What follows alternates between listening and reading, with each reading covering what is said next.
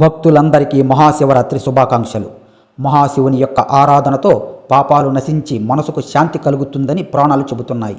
ఈరోజు జాగరణ, అభిషేకం, జపం చేయటం విశేషమైనటువంటి ఫలితాన్ని ఇస్తుంది. అన్ని పాపాలు నశిస్తాయి. సకల సౌకర్యాలను అందించే ఈ పవిత్రమైనటువంటి మహాశివరాత్రి యొక్క మహిమ ఏమిటి, ఈ పండుగకు ఉన్నటువంటి విశిష్టత ఇప్పుడు తెలుసుకుందాం. ఈ కథను చివరి వరకు జాగ్రత్తగా వినండి. ఒకనాడు కైలాసంలో పార్వతీ పరమేశ్వరులు సుఖాసీనులై కూర్చున్నారు. ప్రశాంతమైనటువంటి ఆ వాతావరణంలో పార్వతీదేవి తన మనసులోని సందేహాన్ని పరమశివునితో, భూలోకంలో మానవులు పాపాలు చేస్తూనే ఉంటారు. వారు చనిపోయిన తర్వాత కూడా వారి పాపాలను ఎలా పోగొట్టుకోగలరు? ఒకవేళ భూమి మీద బ్రతికుండగానే ఏ వ్రతం చేస్తే వారికి మోక్షం లభిస్తుంది, నాకు తెలియజేయండి అని పార్వతీదేవి ప్రశ్నించింది. అప్పుడు శివుడు చిరునవ్వుతో ఈ విధంగా సమాధానం ఇచ్చాడు. దేవి, శివరాత్రి వ్రతం అత్యంత పవిత్రమైనది. మాఘ బహుళ చతుర్దశి నాడు ఈ వ్రతాన్ని ఆచరించాలి. తెలిసైనా తెలియకనైనా ఒక్కసారైనా ఈ వ్రతం చేస్తే ప్రాణభయం దూరం అవుతుంది, ముక్తి లభిస్తుంది. దీని వృత్తాంతంగా ఒక కథ చెబుతాను, విను అని కథను చెప్పడం మొదలుపెట్టాడు. పూర్వకాలంలో మత్స్య దేశంలో ఒక చిన్న గ్రామంలో చిత్రబాను అనే వేటగాడు ఉండేవాడు. అతడు ప్రతిరోజు అడవికి వెళ్ళి జంతువులను వేటాడి వాటి మాంసాన్ని అమ్మి, అలాగే వాటి యొక్క మాంసాన్ని తిని తన కుటుంబాన్ని పోషించుకునేవాడు. తన కూతురు పెళ్లికి కావలసిన డబ్బు లేకపోవడంతో ఎప్పుడూ బాధపడుతూ ఉండేవాడు. చివరికి ఒక వ్యాపారి వద్ద అప్పు తీసుకుని తన కూతురు పెళ్లి చేశాడు. కానీ ఇవ్వవలసిన అప్పు సమయానికి తీర్చలేకపోవడంతో కోపగించిన ఆ వ్యాపారి అతనిని పట్టుకుని చెరసాలలో బంధించాడు. ఆ రోజు యాదృచ్ఛికంగా మహాశివరాత్రి. చెరసాల వద్ద పండితులు భక్తులకు శివపురాణ కథలు వినిపిస్తున్నారు.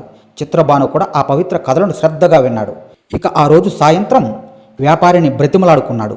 దయచేసి నన్ను ఈ రోజు వదిలేయండి, రేపటికల్లా అప్పు మొత్తాన్ని తీర్చేస్తాను అని ఎంతగానో వేడుకున్నాడు. ఆ వ్యాపారి అతని మాటలను నమ్మి వదిలేశాడు. చెరసాల నుండి బయటకు వచ్చినటువంటి చిత్రబాను వెంటనే వేటకు బయలుదేరాడు. జంతువుల కొమ్ములు, దంతాలు, చర్మం, మాంసం అన్నిటినీ అమ్మి డబ్బు సంపాదించి వ్యాపారి అప్పు తీర్చాలి అని దృఢంగా నిర్ణయించుకున్నాడు.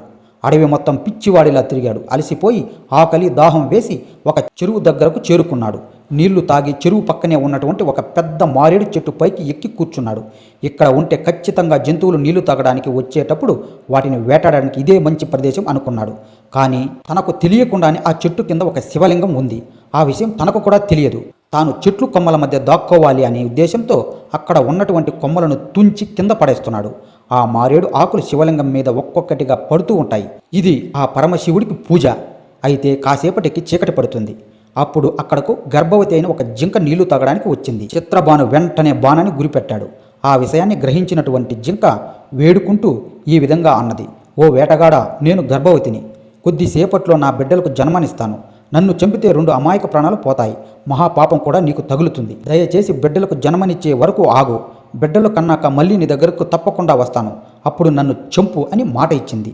ఆ మాటలు విన్నటువంటి వేటగాడికి తన హృదయంలో జాలి కలిగింది. సరే వెళ్ళు, మాట తప్పకుండా తిరిగి రావాలని చెప్పాడు.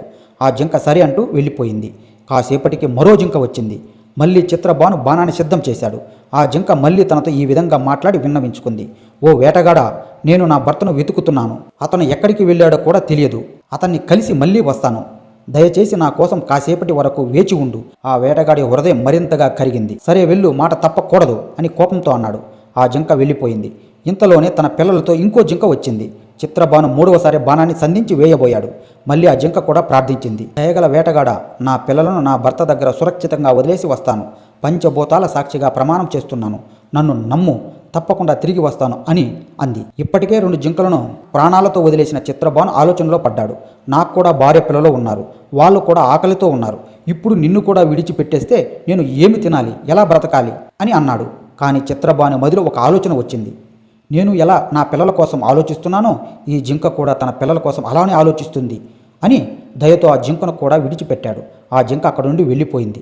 సూర్యోదయం దగ్గరలో ఉంది. వేటగాడికి ఇంకా ఏమీ లభించలేదు. ఆకలి మరింతగా పెరిగిపోతుంది. ఇంతలో 4వ జింక వచ్చింది. అది ఇప్పటి వరకు వచ్చినటువంటి 3 జింకల యొక్క భర్త. ఆ జింక రాగానే ఇలా అంది, వేటగాడా, ఇప్పటి వరకు వచ్చిన ఆ 3 జింకలు కూడా నా ప్రియమైన భార్యలు. నువ్వు వాటిని చంపేసి ఉంటే ఆ దుఃఖంతో నేను బ్రతకలేను. నన్ను కూడా చంపేయి, లేదంటే వాళ్ళను నమ్మినట్లే నన్ను కూడా నమ్ము. నేను వెళ్ళి మేమందరం కలిసి నీ దగ్గరకు వస్తాం. మేము ఖచ్చితంగా మా మాటనైతే తప్పం. ఆ మాటలు విన్నటువంటి చిత్రబానుడికి అకస్మాత్తుగా ఏదో గుర్తొచ్చింది. రాత్రంతా కూడా ఉపవాసంతో గడిచింది. తెల్లవారు ఎదురు చూస్తూ జాగరణ చేశాడు. మారేడు ఆకులు శివలింగం మీద పడ్డాయి. శివపురాణ కథలు కూడా విన్నాడు. అంటే శ్రవణం కూడా జరిగింది. తెలియకుండానే పరిపూర్ణమైనటువంటి మహాశివరాత్రి వ్రతాన్ని చేశాడు. ఆ పరమశివుని యొక్క దివ్యమైన కృపతో అతని కఠినమైన హృదయం మృదువైంది.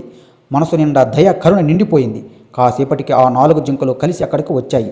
అవన్నీ కూడా వేటగాడితో చెప్పాయి. మేము మా మాట నిలబెట్టుకున్నాం. ఇప్పుడు నీకు కావాలి అంటే మమ్మల్ని చంపు అని అన్నాయి.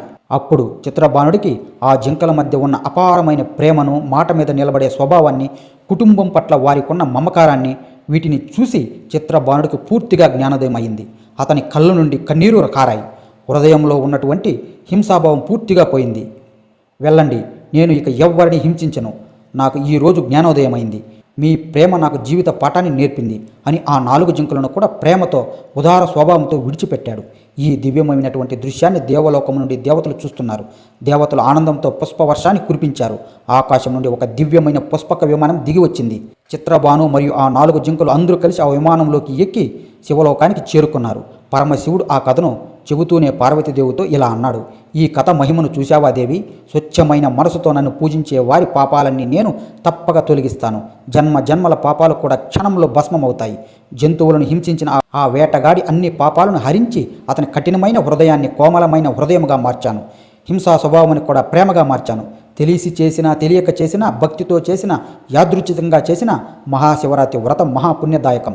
ఇదే నా వ్రతం యొక్క మహిమ. ఈ కథను భక్తితో విన్న వారికి, చదివిన వారికి సకల పాపాలు తొలగి ఆ పరమశివుని యొక్క అనుగ్రహం లభిస్తుంది. జీవితంలో శాంతి, సంపద కలుగుతాయి.